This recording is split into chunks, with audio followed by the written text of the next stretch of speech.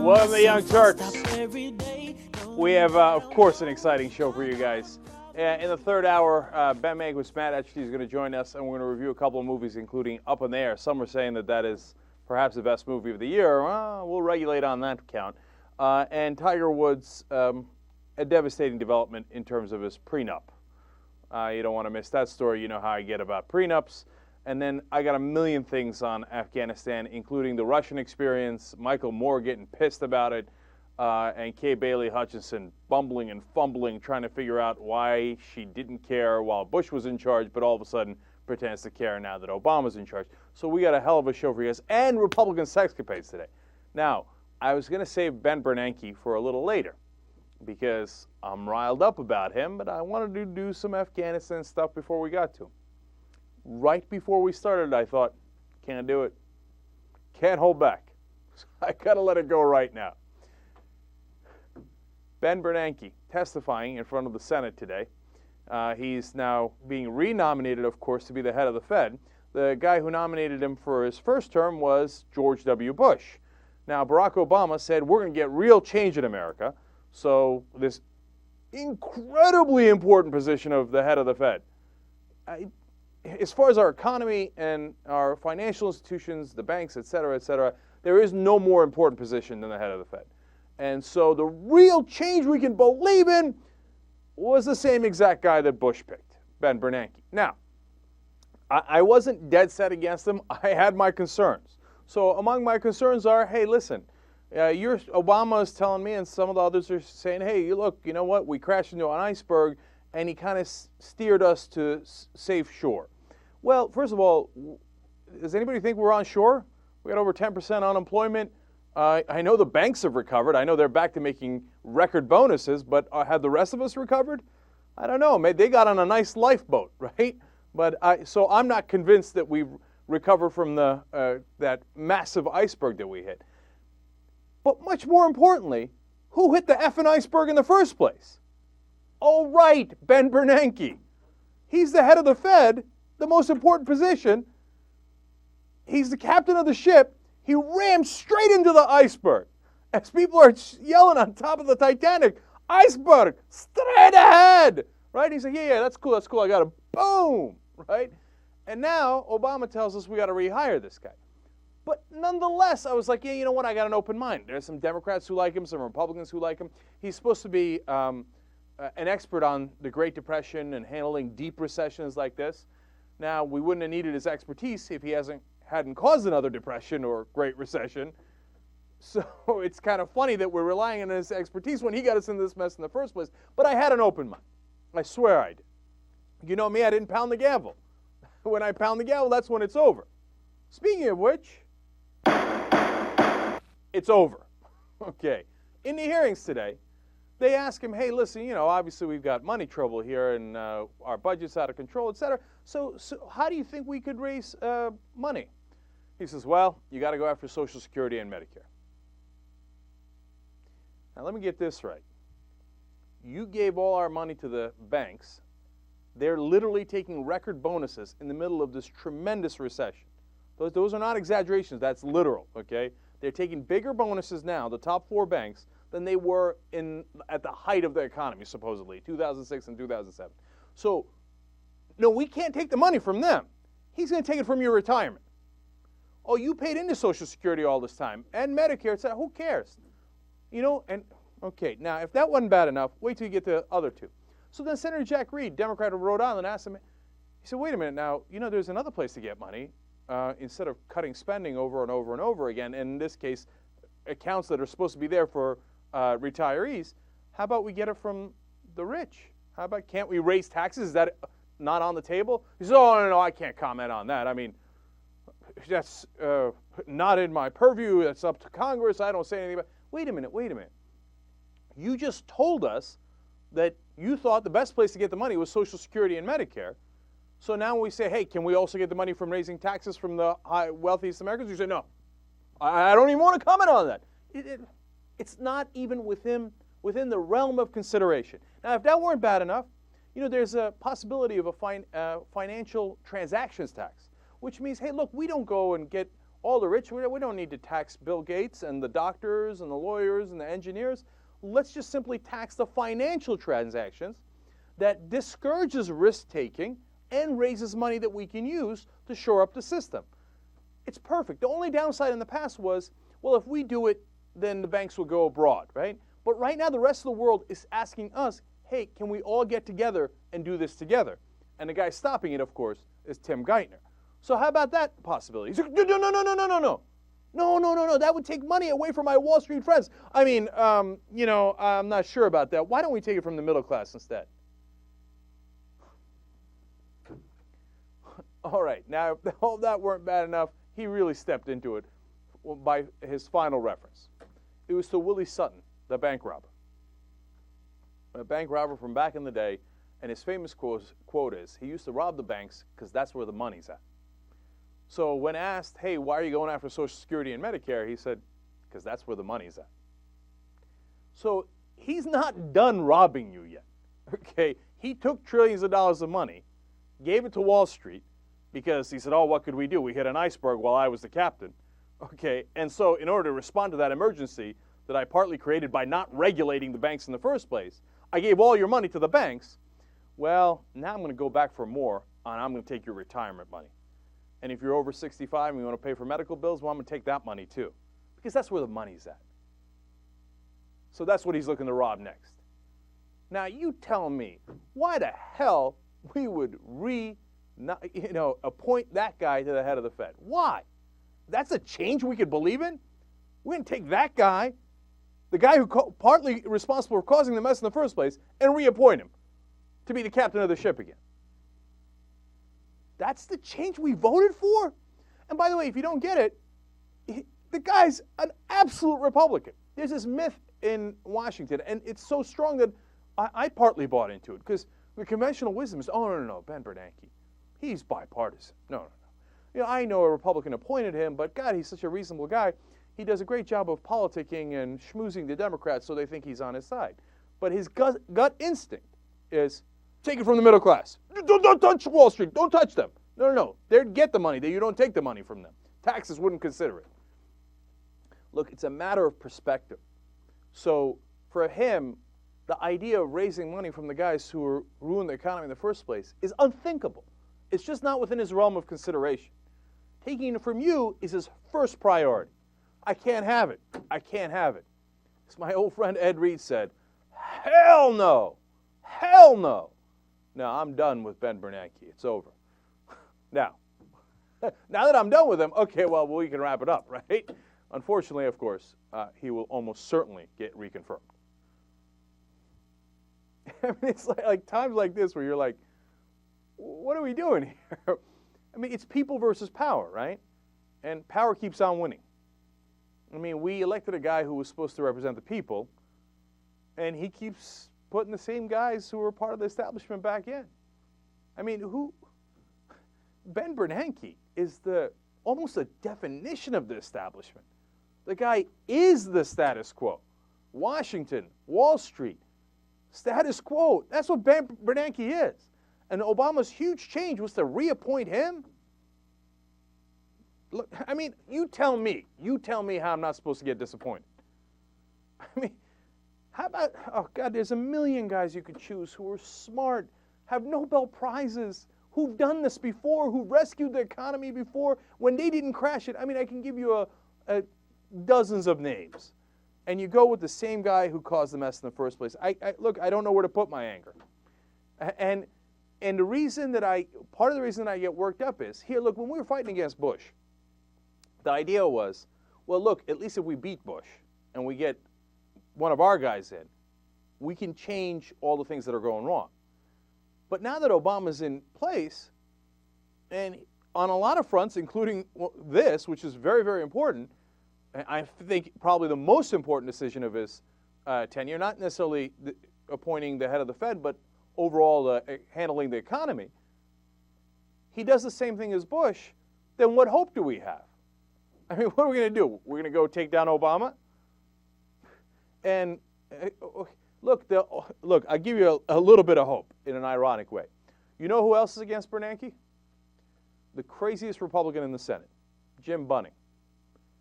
But and why is that hope? Because look, if the right wing, in some ways, is also very skeptical of power in Washington, etc., right? Now, a lot of those guys in the Republican Party, as you well know, are bought off by corporate America, right? Wholly owned subsidiary. But some of the guys like Jim Bunning, who isn't running for re-election, Ron Paul, who is actually principled, etc., some of them are like, hey, you know what? Why would I give the money back to that guy, right? And they have a populist rage as well. And if we can marry right-wing populism with left-wing populism, maybe we can begin to dream and hope of a time where this establishment that's rotten to the core doesn't keep on winning. So Bunning went after Bernanke, by the way. Let me see if I have that for you. He said some pretty tough things. Oh, here it is. He said the Fed chair usually hands out, quote, cheap money to his masters on Wall Street. And he referred to him as the definition of a moral hazard, which is a financial term, but obviously he's using it as in both terms, meaning both definitions of that phrase. And he stated that it was either, quote, incompetence or a desire to secretly funnel money to a few select firms that was driving Ben Bernanke. So Jim Bunning not playing. Now, if you got, and when Bernie Sanders found out what Bernanke said in the hearings today, well, he was just about as angry as I was, and he found that to be absolutely outrageous.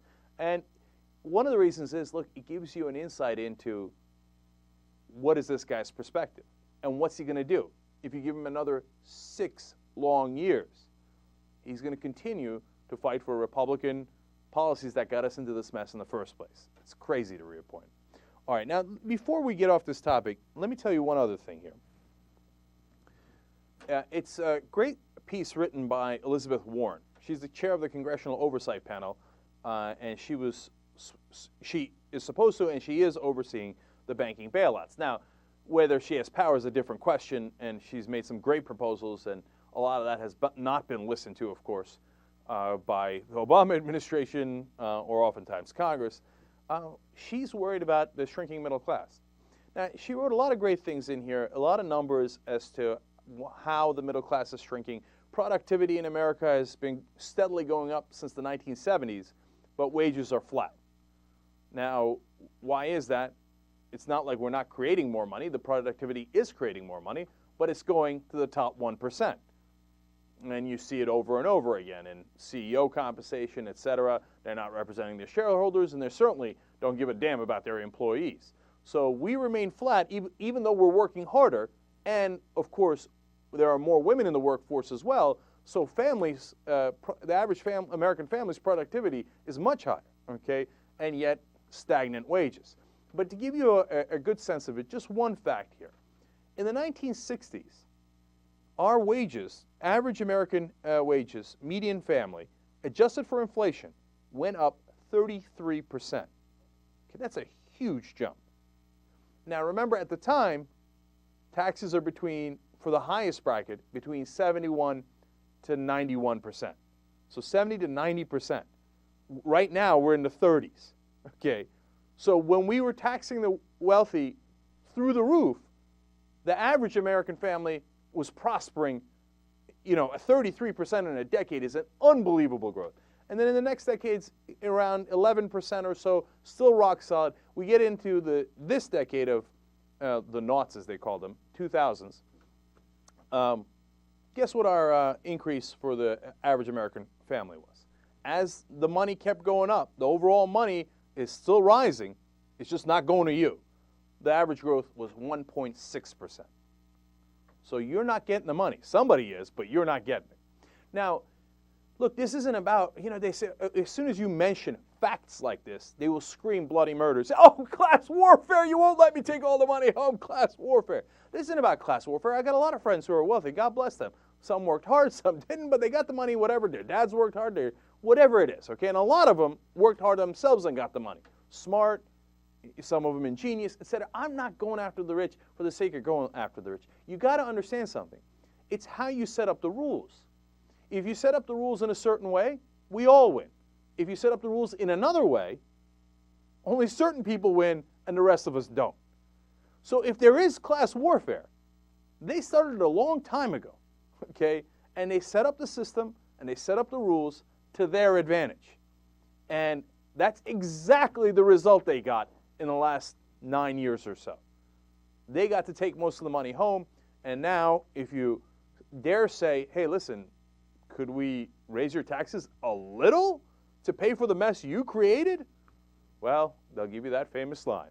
Why are you grabbing me? Why are you grabbing me? Well, as Elizabeth Warren points out, you've been grabbing us for at least 9 years, but realistically, of course, it goes back to 1980 when Reagan came in and slashed taxes for the richest Americans. If there is class warfare, it's on you. You just don't know it yet. Young Turks. Back on the Young Turks. Now, let's switch over to Afghanistan, where we got different problems. But, man, we are filled to the brim with problems. What happened, man? I thought we were going to be on a good times when we had Democrats in charge. Didn't really work out that way, did it? Okay. I hope it does. I still have hope. We're going to have Jonathan Alter on the program, not today, but a little later. And he's going to tell us about what FDR did in his first year. You might be surprised, Sometimes, apparently, it takes presidents a little time to warm up. So, despite all available evidence, don't get me wrong, I still hold out hope. Now, here is someone who is just as mad about Afghanistan as I am about Bernanke. That's Michael Moore. And he was on with Larry King on CNN, and he was not having Obama's speech on Afghanistan and his new policy. To quote an old friend, let's go to Ed Reed again as to what Michael Moore thinks about the surge in Afghanistan. Hell no! All right, now you're going to get that sense right here. Let's go. The president didn't listen to you, Michael.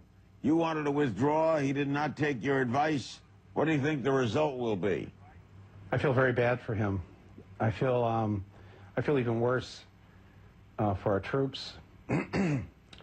And I feel a real sadness for the parents of those soldiers of ours over the next 18 months who will not come back home. And I think many will ask, for what reason did they die? Not to stop al-Qaeda, Larry, because there is no al-Qaeda in Afghanistan. Our own CIA says there's less than 100 al-Qaeda in Afghanistan. What are we doing in Afghanistan? This is absolutely insane. When President Obama tonight says that we were attacked from Afghanistan, I don't think so. I think that 15 of the 19 hijackers, terrorists, killers of 9/11, they were from Saudi Arabia. In fact, there wasn't one Afghanistan citizen amongst them. The only thing Afghanistan had to do with, they had some monkey bars in the desert that these guys trained on. I don't know. I've seen the video. But for that, I mean, it's just absolutely insane. Larry, we have been in this war for twice as long now as the U.S. was in World War II. Twice as long as World War II. We defeated Hitler and Tojo and Mussolini in half the time it's taken us to find Osama bin Laden. Now, if he'd come on TV tonight and said we were going in there to, with special forces to try and capture the killers, that's a good idea. But that's not what he's talking about. He's talking about now we're going to have 100,000 troops there to find these killers who aren't even there. Absolutely insane. I mean, he makes a great point. I know it's similar to the points that I'm making, but I love this passion on it. He's like, look, let me get this right. We're sending out 100,000 guys to kill less than 100 al-Qaeda guys in Afghanistan. It's absolutely insane. That can't be the reason. And he says, look, it's not like he's a softie. He's like, use special forces to kill him. Let's be smarter. That's what I say. Look, it worked in Somalia. We landed, we killed the guys, one of their top leaders in that region of Africa, and in fact, we grabbed a couple of them. Then they yell out, why are you grabbing me? We grabbed him and we brought him, and we're interrogating him now. It worked. Special forces work. So why do we have all these guys on the ground? Look, the only answer I got is that it's not about Afghanistan, that he's using those troops to pressure Pakistan. And maybe the implication is, hey, Pakistan, if you don't go get these guys that are in, Waziristan, which is in northern Pakistan, that we'll do. Now, if that's the case, well, then it's a little more defensible. But I don't, maybe they're doing it behind the scenes, but they're certainly not doing it out in the open, and what they're doing out in the open doesn't make any sense. The guy who's going to explain it a little better now, let's go to Feingold. Senator Feingold's on with Wolf Blitzer on CNN. Let's go to clip number 5 here, and he's going to go into that same exact point here. Let's talk a little bit why you oppose what the president is doing. What's wrong with his logic? Well, it just doesn't add up for me. The president says we're doing this, we're adding 35,000 troops to finish the job. And I ask the question, what job? Because the president has been so eloquent in pointing out that our issue is fighting al-Qaeda.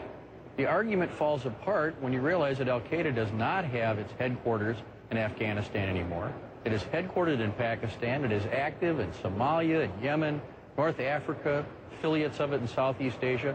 Why does it make sense to have a huge ground presence in Afghanistan to deal with a small al-Qaeda contingent when we don't do that in so many other countries where we're actually having some success without invading the country and attacking those that are part of al-Qaeda? It doesn't make sense. Here's how the president responds to that. I'll play this clip from his speech last night.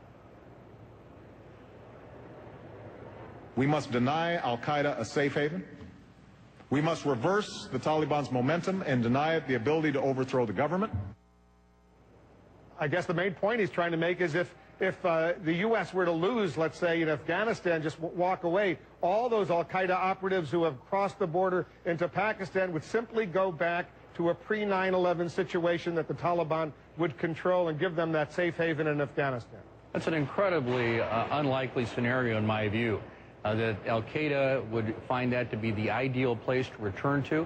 The notion that the Taliban would automatically welcome them with open arms is questionable, in light of the fact that in the first place they came into Afghanistan with the Taliban's blessing because they had a lot of money to pass around. Now they're hiding in caves in Pakistan, and I'm wondering why the president thinks he shouldn't have ground forces and troops in all countries all over the world that are not only potential, but current safe havens for al-Qaeda. Why aren't we doing that approach of a huge land presence in those places, as in Northern Africa, in Yemen, in Somalia? It doesn't make sense. Why this one place where it's not the place that al-Qaeda actually is headquartered in? All right, so look, there's something I slightly disagree with Feingold on when he says that he doesn't think that al-Qaeda will necessarily go back into Afghanistan if we leave. I think given the pressure they're getting from the Pakistani army at this point, they probably, a lot of them, not all of them, but a lot of them probably would, right? Now, whether the Taliban would re-accept them is a different issue. I agree with Feingold there. But the thing is, his other point is overwhelming. He says, look, they already have safe haven in a place like Somalia, for example. And then they have very strong, branches in Yemen, Southeast Asia, and all over the world. But Somalia is the best example. So since they have some safe haven there, we had two choices. We could have done the special forces attack, which is what we did, or we could have invaded and occupied Somalia. Now, of those two choices, what makes more sense? No one in their right mind would say invading and occupying Somalia makes more sense. Obviously, our targeted special forces operation against al-Qaeda leadership was a much better idea. So why couldn't, even if, in the worst case scenario, some of al-Qaeda leaks back into Afghanistan, if we leave in a couple of years, why couldn't we do special forces strikes and drone strikes against those guys anyway? If President Obama is saying we absolutely need 100,000 boots on the ground in Afghanistan to go after 100 al-Qaeda guys, well, don't we need 100,000 boots on the ground in Somalia to go after the 100 al-Qaeda guys over there, or maybe even more? Or how about Pakistan? Or how about all these countries? Obviously, he doesn't think that that's the right approach for all those other places. I think the reason he's still in Afghanistan is because we were in Afghanistan in the first place. Otherwise, there's no real distinction between Somalia and Afghanistan. And as Michael Moore points out, the people who attacked us weren't, quote-unquote, from there. They're mainly Saudi Arabian. Some Egyptian, 15 out of the 19 hijackers were Saudi Arabian. They just happened to be in Afghanistan for that period of time. Now they're in Pakistan. By that logic, you cannot deny that what we really need is boots on the ground in Pakistan. And we're not willing to do that. So why are we sending them to Afghanistan? You come back to that question every time because there is no good answer for that. And unfortunately, President Obama's speech did not provide one either. All right, now Feingold is going to continue here why he's against the war funding. Let's go to clip number 6. Will you vote against funding for this new escalation in Afghanistan? The president says it's going to cost an extra $30 billion. Absolutely. You know, I started to raise this question in the Christian Science Monitor before we even knew who the new president was going to be. I didn't like the idea of the buildup that started late last year and then put us up to 60 or 70,000 troops. I've been warning that this doesn't make sense, and in fact that it may destabilize Pakistan, which many people agree with, and yet they're moving forward with it without any, I think, serious regard for the regional consequences of this huge troop buildup.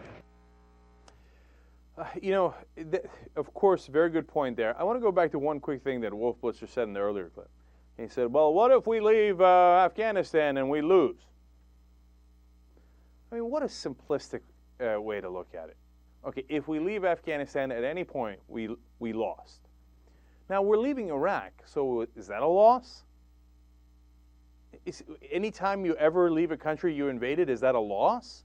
What does it mean to lose and to win? I mean, to even frame it that way is so silly. It bothers me. But let's keep it going. I want to do one more Feingold, actually. I'm going to skip to clip number 8 here, and he's going to explain why the timeline to withdraw is not sufficient. Let's hear him out on that. Then they can start withdrawing in July of 2011. In other words, a temporary surge and then the beginning of the, I guess, exodus. Is that something unacceptable to you? Well, yes, because all you've got here, people are calling it a timeline. My timelines I've seen involve several points along the line. It doesn't involve one point in the future that could involve just withdrawing one American troop. There's no sense at all of how long we'll stay there. The withdrawal doesn't even begin for a year and a half, and then there's absolutely no commitment to finishing the withdrawal. It simply says we'll begin a withdrawal. So, you know, it's nice to hear the word, the notion that we might not be staying there forever, but there's no meat on the bones. And so that troubles me a great deal. You have this huge surge of troop buildup without any clear exit strategy. And my question is, what are we going to accomplish with all the human sacrifice and economic sacrifice in the next 3 years? It is going to be much better than what we have now. I'm extremely skeptical, and it will not help us in any significant way in the worldwide struggle against al-Qaeda, which is my priority, is the president's priority, and is our national security priority. You know, David Sirota wrote a column today that was very tough on the president, and he said, look, the only way you can, because counterinsurgency, if you wanted to do it right, according to the numbers in the Army Field Manual, you would need 600,000 troops in Afghanistan because of the civilian to troops ratio. 600,000, not 100,000. So now, you know, you can argue with whether that manual is correct, whether those numbers and those proportions are correct. But Sirota's point overall was, look, 30,000, even if he meant what he's saying, doesn't get the job done, right? If you actually cared about stabilizing Afghanistan, actually fighting the doing a real counterinsurgency, et cetera, right? So why is he doing it? The only remaining answer is political calculation. And the political calculation is if you don't send in more troops, you're going to be seen as weak. Now, look, he's not pulling it out of thin air. Sirota isn't. We see the internal deliberations of Lyndon Johnson and Nixon in Vietnam. And what they, even though they promised to withdraw, Nixon absolutely promised to withdraw. I remember another president promising to get us out of wars. Anyway, no, well, to be fair, though, Obama did say he would emphasize Afghanistan. So he's not going back on his word there in that sense. I want to be fair. But Johnson and Nixon, they were both didn't want to appear weak politically. Escalation is always seen as strong. Makes sense, doesn't make sense, who cares? Now, look, it might be a very bad calculation because the latest Gallup poll indicates that 35% of Americans are in favor of Obama's Afghanistan strategy, 55% are opposed. Those are terrible numbers. So you want to please the Beltway crowd and get a pat on the back and say, oh, President Obama's acting strong. Lieberman is out there today defending Obama, so you know we're on the wrong path. And he's talking about, oh, how it's strong, etc. Good boy, nice job, right? And so, yeah, you win a couple of supporters inside the Beltway, but outside the Beltway, the American people have already turned on this. They get that it's futile. It doesn't make any sense. Oh, it's so frustrating. Okay, if you think all that is frustrating, I got one more clip here that's going to give you a historical perspective that's very interesting. CNN did a report where they went and talked to Soviets as to their experience in Afghanistan, including one of their generals. I thought there was something very instructive in here, so let's watch that real quick. Clip number 13. They entered as a superpower with overwhelming force, but met tough resistance from Islamist fighters and were drawn into a grinding guerrilla war they just couldn't win. It sounds chillingly familiar, but this was the Soviet experience in Afghanistan in the 1980s. Союза ветеранов Афганистана. Now, the former commander of Soviet forces there says by deploying more troops, Washington is repeating Moscow's mistakes. I can see only one difference it will make, that President Obama will be more often going to the airport to pay his last respects to U.S. soldiers killed in Afghanistan. And General Yermakov knows what he's talking about. His Soviet 40th Army battled Afghan Mujahideen for more than 9 years. He personally oversaw the capture of Tora Bora, not once, but 3 times. Whether it's Tora Bora or Kandahar, the same thing is happening to the Americans. We would deploy troops in a particular area, establish order, place a popular government there, and assist it. But when we left, that government ran away. Afghanistan was strewn with poignant warnings from that frustrating and bitter Soviet past, as we found in 2001 when we arrived at the new front lines. This is the Bagram Air Force Base, once a key Soviet base in its occupation of Afghanistan. Let me just step out of the way of the camera right now and show you the scene here on the runway. You can see the carcasses of these MiG and Sukhoi fighter bombers lying all around here, simply abandoned by the Soviet Union as they withdrew from Afghanistan back in 1989. Now, as then, the war cost billions, contributing to the collapse of the Soviet Union. General Yermakov says the money could be much better spent. If the money that is now being spent on the troops is transferred to the restoration of the Afghan economy, its education system, industrial enterprises, that will raise your authority. War has never raised anyone's profile in Afghanistan. It only provokes resistance. By the time Moscow declared a face-saving victory and pulled out, 15,051 Soviet troops had been killed. What will the figure be before Washington leaves?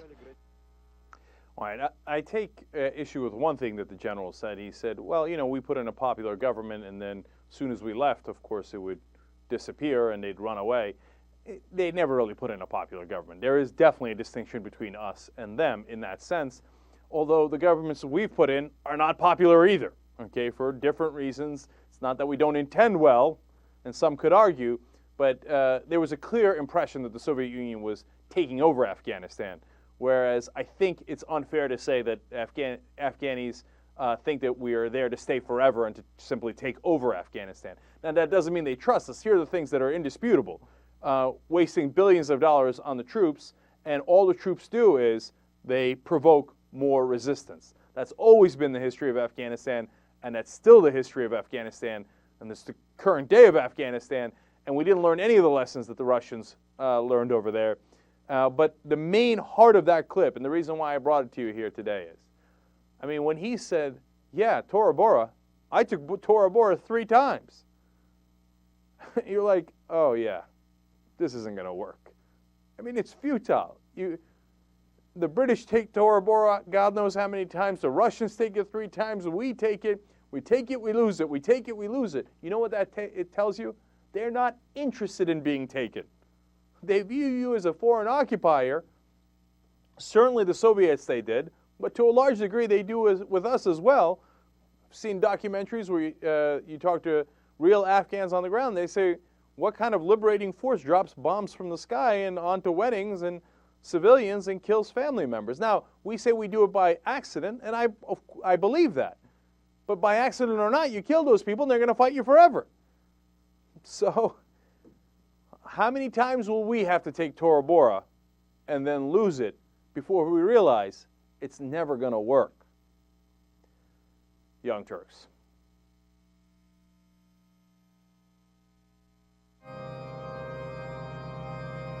Now, the Young Turks proudly present a naked look at the party of family values, where GOP stands for no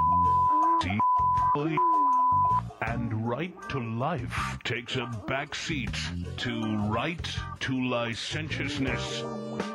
Republican sexcapades, where real family values don't have a prayer. Republican sexcapades. Hide the altar boys and cover the kiddies' ears. Here's today's edition of Republican Sexcapades with Cliff Schechter.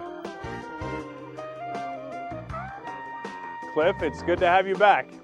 Good to be back, my friend. How are you doing? I'm doing great, man. Now, Cliff is the president of Libertas LLC at this point. They do public relations and political consulting. And, of course, you can find him on twitter.com/Cliff Schechter as well. And, of course, he does sexcapades for us. So what's our first topic today, Cliff? Great story out there in your part of the world in California. One of my favorites, personally. We've got a guy named John Marcotte, who's a 38-year-old married father of two, who decided that with all the family values, I put that in quotes, rhetoric surrounding the repeal of gay marriage in California, he would go ahead and take that a step further, because as we know, all new gay marriages threaten heterosexual ones. I've felt threatened quite often, that we would actually ban divorce in California and really just go that whole final step. And, go ahead. Yeah, that makes sense, and we've had him on the show, and he makes a compelling argument for it.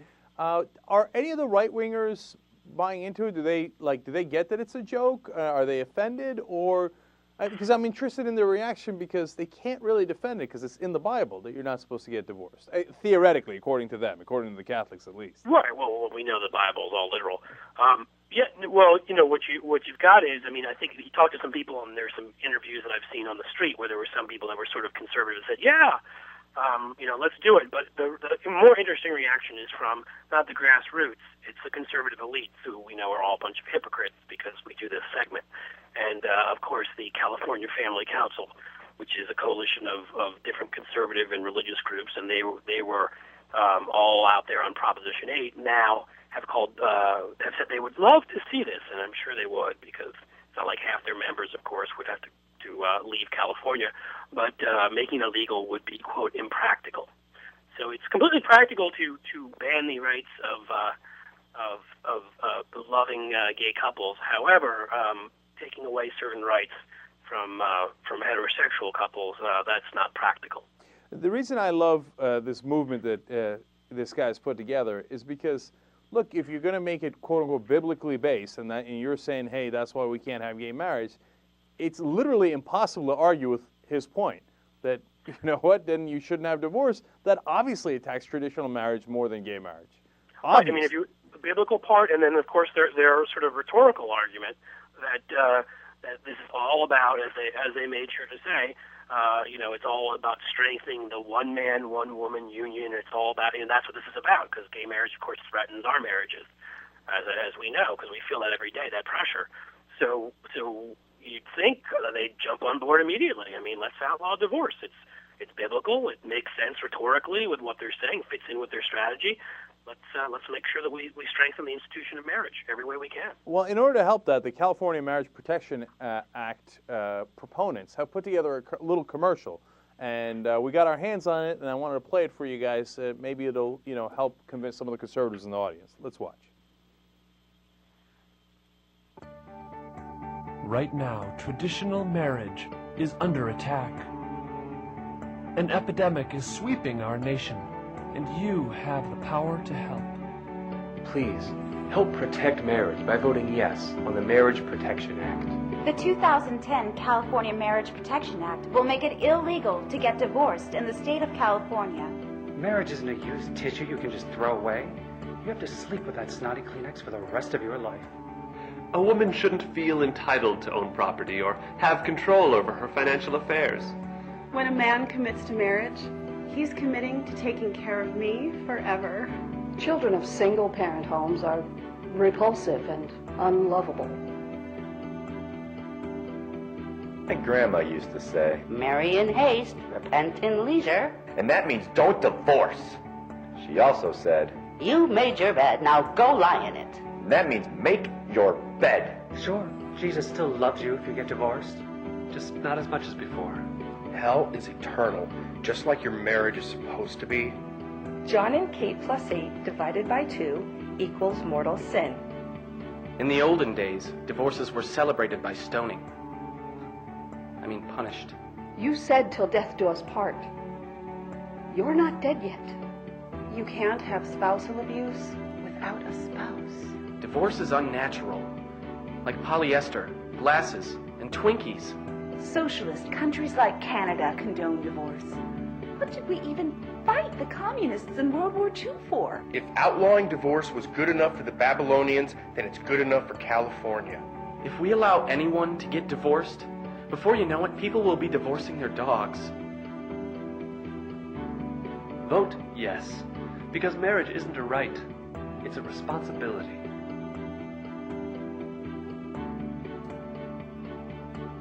Okay, my two favorite parts of that commercial were, you said till death do us apart, and you're not dead yet. and then next thing you know, people will be divorcing their dogs. That was awesome. I was a big fan of fighting the communists during World War II, too. That was. Can I ask you a question? Because obviously I wasn't watching it while I'm on the phone with you here. Do you know who did that ad? You know, it says vote yes at the end, so I presume the people behind the California Marriage Protection Act. So, okay. And they've got a lot of, obviously comedians working with them, et cetera. So they got some help on that. Although it's very, very serious, and I want people in California to take it seriously, especially Tiger Woods. Okay, so now yeah, we're looking to see whether he's a Republican. We could add him in next week. Yes, that's true. All right, now let's go to the C Street debacle as it's related to Uganda. Now, on the show earlier in the week, we talked about how Uganda is considering a new law likely to pass that would not only make homosexuality illegal, but you would get life in prison, unless, of course, you were an aggravated practitioner of homosexuality, in which case you get death. Right. Now, first, before we do anything else, what does aggravated homosexuality mean in this law, Cliff? Yeah, well, first of all, their law already, you can get life in prison for being gay. So the aggravated homosexuality decides to take it up a notch into that further ether of intolerance that you almost thought they couldn't reach. Basically, what they're saying, they have a couple of specific cases. If a gay man has sex with another man who's disabled, I mean, assuming, of course, I would guess they're saying that would mean it's rape in their demented minds. That's aggravated homosexuality, and the guy can be put to death. Use of any drugs or intoxicants in seeking gay sex. So let's rule out right now any college sex, of course. Buy someone a drink at a bar, have sex, death penalty. That seems like solid law, too. And there are now going to be a number of other cases where if you don't report somebody, very McCarthyite, good stuff here, that you know is gay, because God forbid they're gay, then you could go to jail for life. Like, let's say, your son or daughter, family member, and if you promote the idea of homosexuality, promote it, including foreigners. So keep that in mind, Jack, next time you go to Uganda. You can go to prison for that. Yes, 7 years if you're in favor of gay rights in Uganda. So note to self on that one. All right, now, why are we talking about this in the context of Republican sex debate? Because the potentially most hypocritical bastards on the face of the earth that we've been learning more and more about over the last year. From a great book by Jeff Charlotte on this topic, the family, this elite religious group that's been around for many, many decades and lives in that wonderful C Street house in Washington. The one that Mark Sanford belonged to, at least the Appalachian Trail Division, and Senator John Ensign, who is obviously a devout man who thinks it's pretty cool to sleep with his aides and the wife of another, an aide of his, and then try to bribe them with money through his parents. And then we've got Representative Chuck Pickering, or Chip as he likes to be called, who lived there and actually had trysts with a woman named Elizabeth Creekmore Bird there, and his wife is now, of course, he's getting divorced and his wife is suing her. And he just happens to now be a lobbyist for Cellular South, which is owned by the family of Elizabeth Creekmore Bird. So these guys, who obviously aren't involved in anything sleazy at all, and of course, we want to mention also that Senator Strom Thurmond was another member of the family who, if we were to give out, I would think the first Young Turks Republican Sexcapades Lifetime Achievement Award, that would most likely go to Strom Thurmond. These are all people associated with the family and that scummy C Street house, and they are involved as a member of the family, who's a member of the parliament in Uganda because they're an international organization. His name is David Bahati, who's the one who's pushing this. So, is Bahati in good standing with the family? Does he push that in Uganda, and do they fund him at all? So is that the connection? Absolutely funded. They fund a lot of what he does. He's got like a youth corps because God knows you want to send your kids to be trained by this guy. And you know, he's supported. He's funded. He's in good standing. There's absolutely nothing he's doing that is not entirely approved. As we know, his good pal, the Reverend Warren, wouldn't even weigh in. He's been at his church talking about a variety of issues. He wouldn't even weigh in and criticize what's going on over there. So there's many U.S. connections, and the C Street family connection is one that's still very, very strong, and they love him. All right, he's a swell guy. All right, Cliff Schechter with this edition of Republican Sexcapades, and you could all follow Cliff at Twitter by following him at Cliff Schechter, and his company is Libertas LLC. Thanks for joining us, Cliff. We appreciate it. Thanks a lot, Jay. Take care, buddy. You too. Young Turks.